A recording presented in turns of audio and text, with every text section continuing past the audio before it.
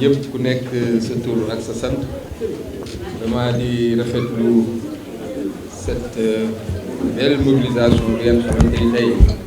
def ngeen ko vraiment di wax ni namoon naa leen trop les militants et sympathisants de la grande coalition citoyenne And Siggil Thiès tey nag je pense que ni man sax awma kàddu ndaxte dañu ñëw vraiment pour leeral mbir yi nga xamante ni moom lañ jóge di élection locale élection yi ñëpp xam ni mu tëddee moo tax tey recours bi nga xamante ni moom lañ def si wàllu résultat yi bi nga xamante ni la commission de recensement des votes génne na ko coalition bi dafa def recours donc nag recours boobu tey dañ ñëwoon dinañ ñëw expliquer Thiessois yi lan moo ko motiver lan moo tax ñu def ko mais loolu aussi bala ñuy commencer dama doon sant Thiessois yi sant ñi nga xamante ni tey ñoo porté suñu confiance ci ñun des années ñuy jàpp ni président Abdoulaye Dièye war na mën a indi partition pour liggéey Thiès donc tey moo tax sama xol dafa sedd ndax Thiessois yi taxawu nañu accompagner ñu nañu ci campagne électorale bi mu nekk conviction mu nekk gëm-gëm ba tey ñu mën a ñëw ñooñu tànnoon pour voter coono yi gis nañ ko yéene bi gis nañ ko donc nag tey lii rek day wane ni Thiessois yi gëm nañ ni coalition citoyenne And Siggil Thiès war na mën a bokk ci ñi nga xamante ni ñooy defar Thiès les militants yi responsables yi liggéey bi dafa tey jàpp nañ ni on a déjà une victoire ndax Thiessois yëpp xam nañ ni coalition citoyenne And Siggil Thiès taxawaay bi nga xamante ni am na ko ci élection yi donc c'était vraiment pour vous remercier mais également pour renouveler sama confiance encore ci yéen góor jigéen mag ak ndaw les femmes surtout la jeunesse a été toujours présente à tout moment des jeunesses vraiment engagées dynamiques conviction la ñu ànd principe la ñu ànd am na ay nit yuy yàq xelu nit ñi di wax ni achat de conscience il faut qu'on ait raison garder dans ce pays là ñun ay Thiessois lañ xamante ne ku si nekk xam nga sa morom ñun nag gëm Thiès bëgg Thiès defar Thiès moo tax ñu ànd ak ñun ñëpp ay principe la ñu ànd ak gëm ni war nañoo bokk si ki nga xamante ni mooy defar dëkk donc la jeunesse ne vous laissez pas distraire ne vous laissez pas manipuler xam ni l'avenir est devant nous et Thiès est à notre portée donc ñu leen wax ngeen gën a am taxawaay xam ne tey Thiès n'a plus besoin de la rébellion loolu ñu doon wax jeunesse mindset jeunesse rebelle ñun une Thiès constructive lañu bëgg Thiès boo xamante ay ndaw yu di gëm seen bopp ñoo koy defar nous n'avons pas besoin de s'opposer nous n'avons pas besoin de refuser le développement Thiès doit se développer donc vous la jeunesse je vous interpelle encore dañu àndandoo taxaw liggéey ngir Thiès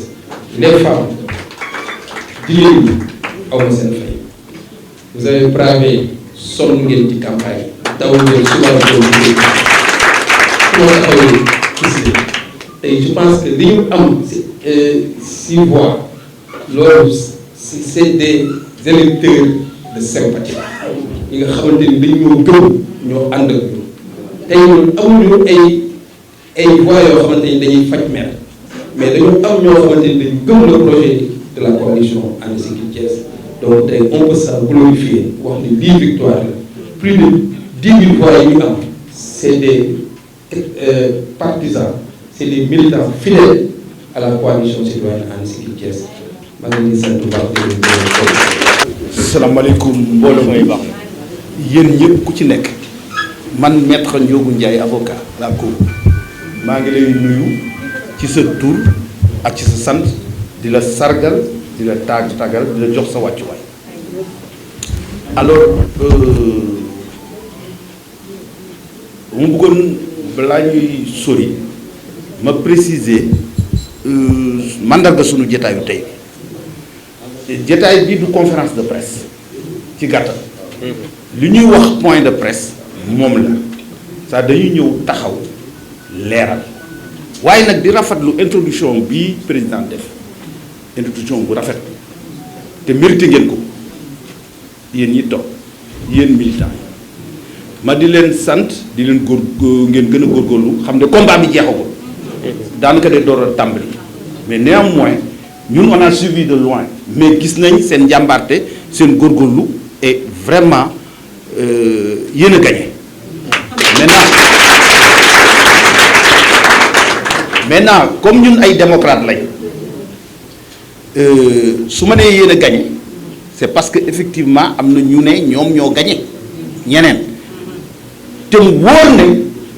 recours mu wóor ne élection yi leen concerné yéen ci yenn gox yi dafa am ay illégalité manifeste moo tax ma wax ne yëf yi jeexagul kon résultats yi génn ay résultats provisoires loolu moo tax ñu def recours pour cour d'appel bu Thiès bi nga xam ne moom lañ jagleel loolu càmbar procès-verbaux yi càmbar li xew càmbar sunu recours ñu xam yëf yi nu mu tëddee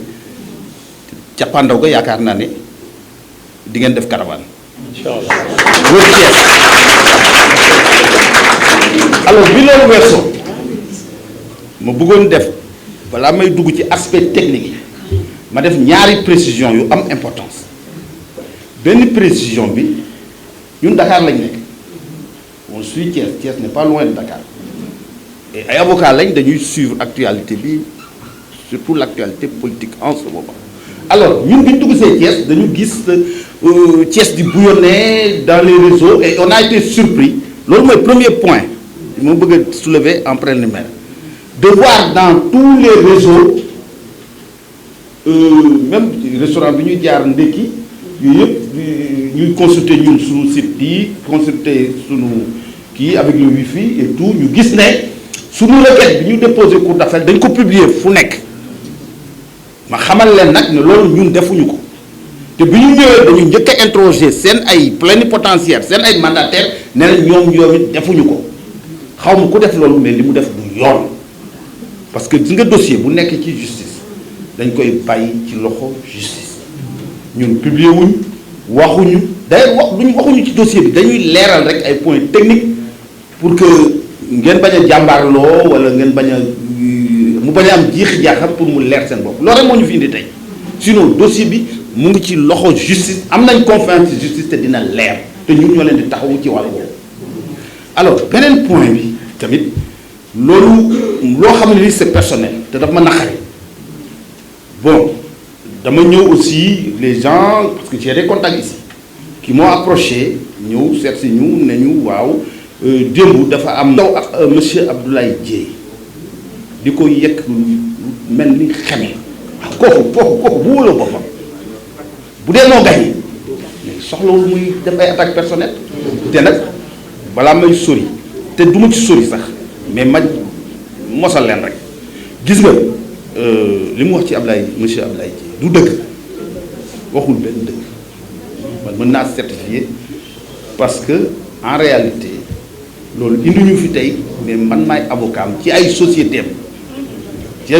am man ak moom dañu bokk ay li ñu jàng xëy na moom tey jii directeur de société la man ma nekk avocat mais dañu bokk yi ñu jàng def bokk diplôme yi spécialisé wu en matière maritime kii toog nii xëy na dafay ñëw di politique Thiès nii mais docteur la en droit des activités maritimes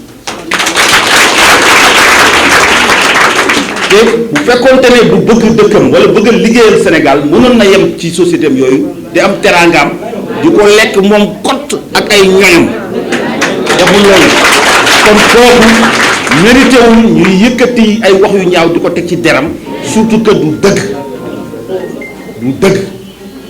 waaw bi loolu weesoo nag ñu jublu ci li ñu fi indi tey li ma leen di xamal benn ñun def nañu recours puisque def nañu recours tant que cour d'appel attewul dara xewagul mën nañu wax ne dara xewagul te recours bi dañ ko teg fu wóora parce que dafa loi bi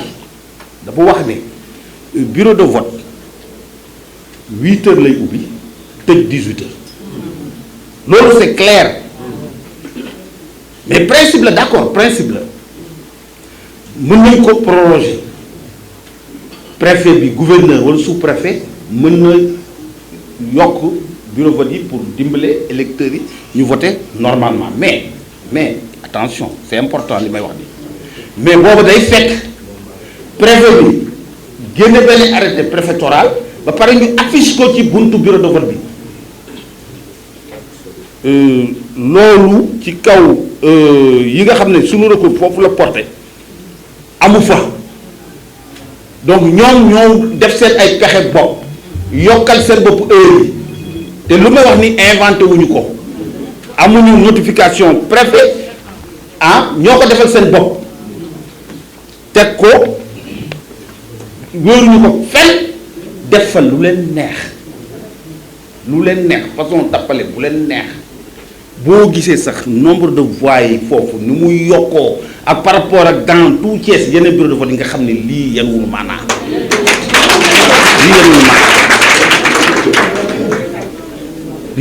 te inventé ko huissier de justice moo ko constaté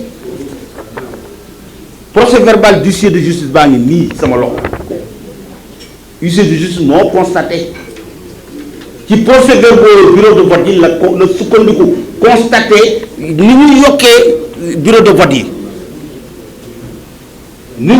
bureau de vote yi ci centre boobu la centre boobu nga xam ne ça polarise à peu près ay 16 bureaux de vote si je ne m'abuse Kabassal mooy école Kabassal foofu lañ defee seen mbuxur yi parce que en réalité jour scrutin bi 18 heures passé mais ku nekk xamoon na ne Ablaye Dièye moo gagné booba nag ça se comprend booba ngeen démobiliser wu def seen caravane yi wane ne yéen a gagné loolu moom seen affaire la affaire politicien noonu la ñu wane des observateurs sur ce plan alors ñoom ñu profité ci loolu def jëf ji ñaaw ji may wax ñu def ko tey huissier constaté ko mu ngi nii foofu lañ fondé suñu recours foofu lañ ko teg dañ ko teg ci lu leer ngeen xame ko noonu alors bon nag ba mu ko defee ma jox sama confrère mu am mottali lu mu ci sànni waaw l'essentiel mooy rek waaw point de presse bi ngeen xam lu ko wund mooy ngeen xam techniquement ngeen xam fan lañ toll affaire bi mu ngi en cours jeexagul cour d'appel dina ko càmbar parce que dañu def recours ñun suñu recours fondamentalement fu ñu ko teg ci jalgati bi ñuy jalgati nga xam ne dafa entaché sincérité vote bi loolu c'est important en matière de vote de comptage des voix du lu ndaw du ay caaxaan du lu ñuy mën a bàyyi mu jàll du lu ñuy baale dafa entaché sérieusement sincérité vote bi te on est en démocratie voilà. Donc en fait, comme l'a dit mon confrère en wolof, je tiens d'abord à remercier l'assistance de sa présence massive. Je ne m'y attendais pas, hein, parce que pour moi, mon confrère vous l'a dit, on est installé à Dakar. Et quand on a été consulté, on a tenu à faire ce point de presse, après avoir usé de voie de recours, de prévoir la loi électorale. Donc la loi électorale estime que tout candidat peut demander l'annulation des opérations électorales lorsqu'il constate qu'il y a des irrégularités. Et pour cela, la juridiction compétente, c'est-à-dire la cour d'appel, est saisie. Donc c'est ce que nous avons fait dans cette affaire, où on a constaté effectivement qu'il y avait des irrégularités manifestes. Il y avait de la fraude à la limite, qui avait été perpétré de l'autre côté, et ce qui a faussé la sincérité du scrutin. Parce que simplement, vous savez, il y a un décret. C'est le décret 2021-1369 du 15 octobre 2021, lequel décret était relatif et qui en fait permettait le renouvellement des conseillers départementaux et municipaux, et qui disait que, dans son article 2, que le scrutin est ouvert à 8 heures et clos à 18 heures. Donc c'est le principe. On ouvre, donc le scrutin est ouvert à 8 heures, mais il est clos à 18 heures. Maintenant, il y a une exception qui est prévue par la loi et qui permet au préfet, gouverneur et sous-préfet de prolonger pour permettre aux électeurs de voter normalement lorsque, en fait, certainement, il y a un débordement. Mais pour cela, il faut le vérifier. Donc, l'autorité administrative doit prendre une décision administrative et cette décision administrative doit être affichée à la porte du bureau de vote pour que nous ne. Mais ce qui n'a pas été le cas en espèce parce qu'on a constaté effectivement qu'au centre de vote de Kabassal, l'école Kabassal qui compte 16 bureaux de vote, il y a eu des irrégularités manifestes. Parce que simplement, vous avez le bureau de vote numéro 3 qui avait fermé à 19h, le bureau de vote numéro 4 à 20h30, le bureau de vote numéro 5 à 20h, le bureau de vote numéro 7 à 20h, le bureau de vote numéro 8 à 19h40, vous avez le bureau de vote numéro 9 à 20h, le bureau de vote numéro 10 à 20h, le bureau de vote numéro 12 à 20h, le bureau de vote numéro 13 à 19h40. Et vous avez également d'autres centres, notamment le centre de vote de Parcelles Assainies, unité 1, le bureau de vote numéro 3 a fermé à 19h37. Et le centre de vote de Parcelles Assainies, unité 2, où le bureau de vote numéro 3 a fermé à 19h également. Vous avez aussi l'unité 2, bureau de vote numéro 4, qui a clôturé à 20h. Et vous avez le CM Diamantin, bureau de vote numéro 3 à 20h. Vous avez l'école Instant 2, le bureau de vote a clôturé à 19h15. Donc vous avez toutes ces irrégularités où il n'y a même pas une décision administrative qui autorise la prorogation. Donc ce qui constitue manifestement un vice de forme qui entraîne l'annulation pure et simple des scrutins. Et donc en fait, nous avons saisi la Cour d'appel sur ces bases et la Cour d'appel a été régulièrement saisie de la requête qu'on a introduite. Et en droit, cette requête, elle ne peut pas ne pas prospérer. Si on fait du droit pur, c'est l'annulation pure et simple. C'est ça le droit. Parce que la loi est claire. La loi dit que la prorogation doit se faire par décision de l'autorité administrative. Or, ni le préfet, ni le sous-préfet, encore moins le gouvernement, n'ont pris un arrêté pour proroger. Donc, les présidents de bureau de vote ont fait quoi? Ils ont fait ce qu'ils ont pu faire. Et dans ces circonstances, il appartient maintenant au juge de l'élection d'en tirer les conséquences. Tirer les conséquences, c'est quoi? C'est de rendre une décision d'annulation. Donc, c'est pourquoi, en l'état actuel, il est très tôt de crier victoire de l'autre côté. De crier victoire de l'autre côté. On ne peut pas crier victoire quand on est provisoirement élu. On ne peut crier victoire que quand on est définitivement élu. C'est-à-dire que la Cour d'appel va rendre sa décision. En premier ressort, ce qui veut dire qu'il y a possibilité de faire un recours devant la Cour suprême encore. Donc, parce que nous tenons à ce que le droit soit dit dans cette affaire. Parce que c'est trop facile qu'il y ait des malversations, qu'il y ait de la magie dans un scrutin et vouloir fermer les yeux, tout ça. Donc, sinon, c'est l'effectivement de l'état de droit. Nous sommes des démocrates, nous sommes des républicains. Donc, nous respectons la loi. Et la loi doit être appliquée dans toute sa rigueur. Et c'est pourquoi nous avons tenu à accompagner la coalition dans sa lutte et dans sa décision et dans son recours devant la Cour d'appel de Thiès.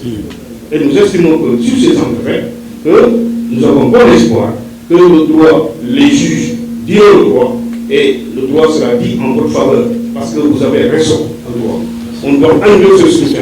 Donc de l'autre côté, je pense qu'on doit tout ranger au placard en attendant une décision définitive. Je précise également, j'avais oublié de souligner que certains conseillers municipaux ont été saisis par l'autorité administrative pour l'éventuelle installation du conseil municipal. Je pense que les autorités administratives vont vite en besoin, parce que simplement, en fait, l'élection en elle-même n'est pas encore définitivement clôturée.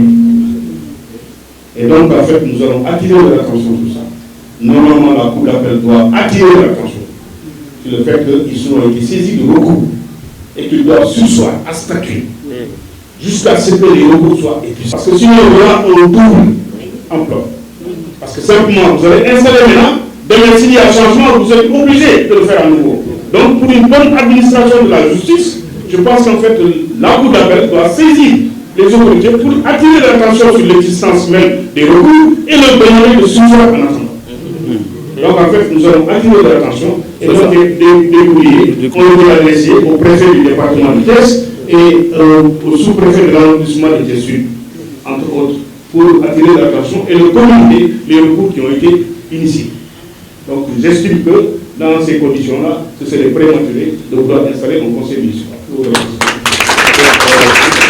bi yëkkati léegi ci kàllaama tubaab mu bëggoon leen ko leer ci olof parce que point bi dafa am importance. Effectivement dans notre dossier on a reçu des éléments yoo xam ne dafay wane ne préfet et sous-préfet je crois Thiès Sud yooyu dañu commencé di wax ñi nga xam ne dañ leen élire provisoirement ñu ñëw indi seen casier judiciaire ñu bind ne war ngeen ñëw pour ñu def installation. ñu ne nag loolu yaakaar nañ ne teel na parce que dañu war a bàyyi comme centre yooyu particulièrement dafa am recours dañu war a bàyyi ba cour d'appel def recours bi amaana sax ñu xaar ba cour suprême ci boppam épuiser dossier bi complètement ñu doog a wax waxu installation ci surtout ci centre yooyu nga xam ne dafa am litige parce que sunu loolu sama confrère mu ngi ko wax sànq ci sànq parce que sunu loolu lu muy indi mooy ay double emploi ay yeneen coow lay indiwaat installé nit tey suba nga ne ko non installé woon nañ la mais cour d'appel nee na doo maire gagné nañ la Ablaye Dieye moo gagné léegi yow da ngay ñëw wàcc ñu installé Ablaye Dieye non yooyu doxul waaw day indi trouble te démocratie lañ nekk démocratie du sàllowul ak trouble te démocratie dafa ànd ak yoon dafa ànd ak teey dafa ànd ak tekk donc nag def nañ li ñu war a def pour le moment bind nañ lettre préfet sous-préfet yooyu yëpp bind nañ leen ay lettres si attirer seen attention ci loolu bon dinañ jéem a aussi xool au niveau de la cour d'appel ce qu'il y a lieu de faire mais normalement cour d'appel ci boppam sax war na attirer ñoom seen attention les autorités administratives wax leen attirer de toute façon les recours vont être notifiés à l'autre partie qui va aussi apporter son droit d'appel dina tontu loolu tamit ngeen bàyyi ci xel xam ne démocratie jeu la boo xam ne bii dañu war a respecter ñaari parti yëpp ñun def nañ leen war a def ñi nga xam ne ñoo yore wàllu yoon ñoom njaaxaanaay la ñuy tëddee équilibre la ñooñu tamit dinañ communiquer beneen parti bi may ko moom it waa indi ay preuve mu tontu su dee am nañ ko ñoom bu ko defee ñu àtte ci dëgg pendant ce temps nag les autorités administratives dañu war a xaar jarul ñuy yàkkamti ci centre yooyu nga xam ne dafa am litige lii la mooy li ñu fàtte woon sànq te sama conférence delsi ji muy lu am solo ma da leen ko leeral ci olof rek di leen gërëm di leen sant wasalaam di leen gërëm daa nañ ne président juumuloo ci choix wu avocat yi macha allah ñoo été vraiment brillant maître Cissé et maître Ndiaye macha allah c'est des avocats chevronnés bu ñëpp xam ci Sénégal au plan international ñu sant ñëpp ci turu monsieur le maire Abdoulaye Dieye ndax c'est le maire suñu plaît jarul ñu yàkkamti parce que ci ñuy installé Abdoulaye Dieye la tuddul leneen naxaa justice bi dana ko wax mais pour le moment il y a pas encore de maire les affaires courantes ñi fi nekkoon nañu ko àggale yàkkamti jaru ko ndax avenir du Thiès moo nekk en jeu ñuy sant responsable yëpp ci directoire bi sant militant sympathisant sant électeurs yi ñi def confiance président Abdoulaye Dieye ak la coalition citoyenne anti Thiès on reste mobilisé et la lutte continue et la victoire est proche merci beaucoup.